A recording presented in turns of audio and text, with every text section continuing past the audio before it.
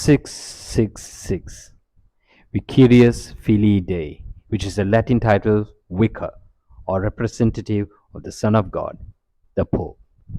If you're not convinced about the beast in Revelation 13 being the papacy, well, let's investigate further. We'll look at the facts. Let's look into history. Well, I'd like to recommend three amazing YouTube videos for you to check out, which clearly explains that the beast in Revelation 13 is the papacy. So let me share with you today in this video, straight out of the history books, that the beast in Revelation 13 is the papacy. Let's read Revelation 13, chapter 13, verse 3 to 5. And I saw one of his heads as it were wounded to death, and his deadly wound was healed, and all the world wondered after the beast. And they worshipped the dragon which gave power unto the beast, and they worshipped the beast, saying, Who is like unto the beast? Who is able to make war with him? And there were given unto him a mouth speaking great things and blasphemies, and power was given unto him to continue 42 months. So the first thing we need to look at is power was given unto him to continue for 42 months. Now, according to Jewish tradition, a month consists of 30 days. And we're talking about 42 months here in Revelation chapter 13, verse 5. So, how many days in 42 months? 42 into 30, we arrive at the figure 1,260 days. Now, in Bible prophecy, a day is equal to a literal year, 1 year, yes. Where do we find that? In Ezekiel chapter 4, verse 6. And when thou hast accomplished them, lie again on thy right side, and thou shalt bear the iniquity of the house of Judah 40 days. I have appointed thee each day for a year. Each day for a year.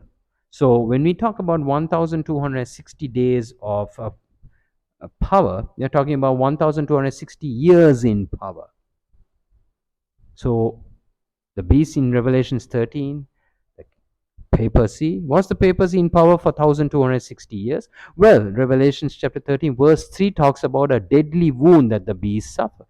Did the papacy suffer a deadly wound?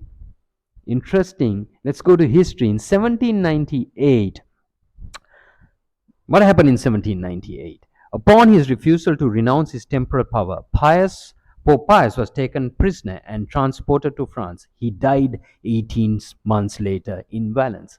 Napoleon was sick and tired of taking instructions from the Pope. He sent his General Berthier in 1798 to arrest the Pope, the deadly wound. So, 1,260 days or years in power.